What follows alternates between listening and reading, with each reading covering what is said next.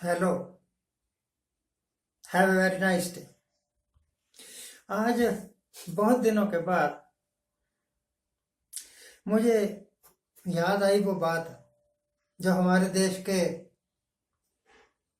महापुरुष, बल्कि विश्व गुरु कहना चाहिए, बार बार अपनी स्टेजों पर कहा करते थे।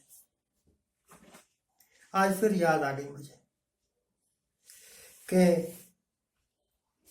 इतना महान आदमी महात्मा गांधी, उसके आगे कुछ नहीं। कहा करते कि अच्छे दिन आने वाले हैं स्टेजों पर, और उसके पीछे लोग भी गीत गा गा के कहा करते थे अच्छे दिन आने वाले हैं। मैं सोचता था कि वैसे तो सब कुछ अच्छा अच्छा ही हो रहा है हिंदुस्तान में, और पता नहीं ये क्या करिश्मा करेंगे और क्या अच्छाई लेकर आने वाले हैं। खैर, लोगों ने इनको राज दे दिया, ताज दे दिया, हुकूमत हो गई। पहले जीरो थे, अब हीरो बन गए। सुल्तान आजम हिंद नरेंद्र मोदी साहब। तो जब वो कहा करते थे कि अच्छे दिन आने वाले हैं, और मैं हैरान हुआ करता था कि पता नहीं कौन से अच्छे दिन आएंगे। इतना वक्त बीत जाने के बाद अब पता लगा कि हमारे जैसे लोगों के अच्छे दिन नहीं आने थे।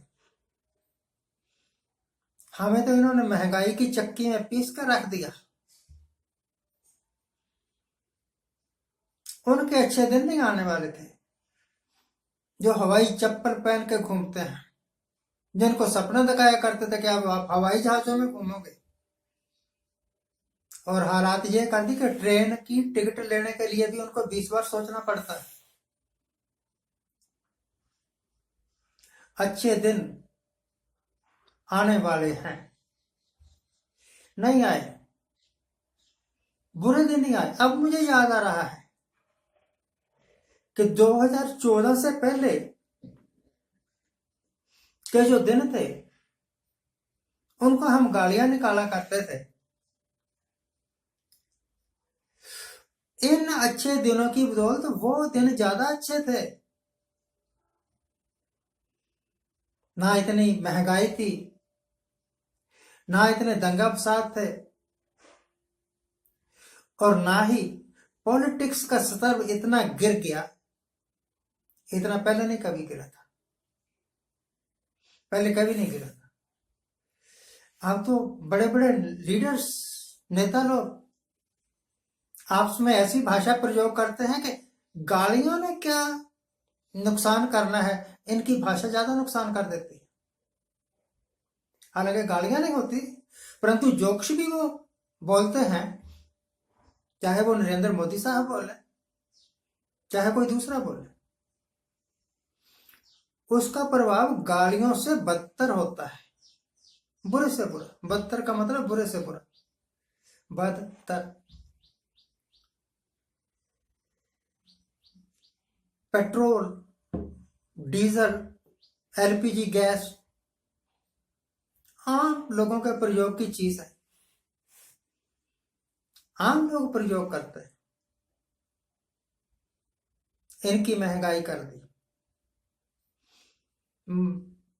2014 से बाद जितनी स्पीड से ये चीजें महंगी हुई है, पहले कभी नहीं हुई थी। ये जीएसटी जब आया तो बहुत सारे कारोबार बंद हो गए, इंडस्ट्रीज ठप हो गई। उसके बारे में कोई बात नहीं करता, बल्कि इनके पास तो अपनी गलतियों को जायज ठहराने के बहुत सारे तरीके हैं। अनपढ़ से अनपढ़ आदमी इनसे बेटर सोच सकता है। इनके पास तो सारा सिस्टम है, इनके पास तो पावर है। फिर क्यों ये ना इनफिल्ट्रेशन रोक सके, इन्फिल्ट्रेशन का मतलब विदेशी लोग हमारे देश में घुस आते हैं, इसको इन्फिल्ट्रेशन कहते हैं। नहीं रोक सके, बल्कि कहते हैं बंगाल की मुख्यमंत्री ममता बनर्जी के कारण बांग्लादेशी हिंदुस्तान में घुस रहे हैं, तो आप क्या कर रहे हो? प्राइम मिनिस्टर आप हैं या ममता बनर्जी है? सारी पावर्स आपके पास है कि ममता बनर्जी के पास है? बॉर्डर की सुरक्षा की जिम्मेवारी आपकी है या ममता बनर्जी की है? मुझे ऐसा लगता, पहले मैं कहा करता था कि हिंदुस्तान, खास तौर पर पंजाब का सत्यानाश कुछ कांग्रेसियों ने किया, कुछ अकालियों ने किया, पर अब लगता है कि नहीं, मैं गलत था। पंजाब का नहीं, पूरे देश का सत्यानाश करने में अगर नंबर 1 कोई है वो नरेंद्र मोदी साहब है। इनकी गलत पॉलिसीज के कारण हिंदुस्तान का विदेशी व्यापार घाटे में चला गया। इनकी गलत नीतियों के कारण हमारे अड़ोसी पड़ोसी हमसे खफा हो गए, दूर चले गए, चाइना की गोद में जाके बैठ गए, खफा क्या हो। इनकी नीतियों के कारण हिंदुस्तान में भूखमरी बढ़ी, गरीबी बढ़ी, बेरोजगारी बढ़ी। इनके कारण हिंदुस्तान में हर एक नेगेटिव चीज घटित हुई। जगह जगह दंगे फसाद हो जाते हैं रोज। अगर कोई पूछे कि जी रोजगार दीजिए, आपने कहा था कि 2 करोड़ नौकरियां हर साल देंगे, दीजिए, तो कहते हैं कि अजमेर की मस्जिद गिरा देंगे।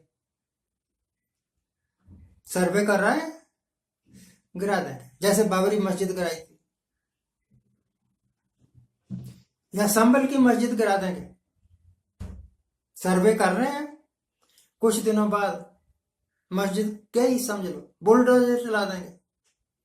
अरे आप मस्जिदें गिराओ, आप मंदिर बनाओ, आप कुछ भी करते रहो, मस्जिदें गिराने से क्या किसी को रोजगार मिल सकता है? मंदिर बनाने से क्या किसी को रोजगार मिल सकता है? मैं तो कहता हूं कि इवन ये कहते हैं, थोड़ा थोड़ा बोलना शुरू कर दिया है कि जो हिंदुस्तान अमृतसर में गोल्डन टेम्पल है, वो भी सिखों का, गुरु रामदास का बनाया हुआ हरिमंदिर नहीं है, बल्कि वहां पर तो पहले विष्णु का मंदिर हुआ करता था, हरि का मंदिर हुआ करता था। इनको लगता है कि जिस तरह बाबरी मस्जिद हड़प करके, इस तरह जो गोल्डन टेम्पल भी हड़प कर जाएंगे। कर सकते हो भाई, आपका देश है, आप कर सकते हो, कर लोगे, परंतु क्या उससे बेरोजगारी कम हो जाएगी? क्या उससे हंगर इंडेक्स कम हो जाएगा? आपके देश में गरीबी कितनी है, आपके देश में भूखमरी कितनी है, आपके देश में बेरोजगारी कितनी है, आपके देश में बदअमनी कितनी है,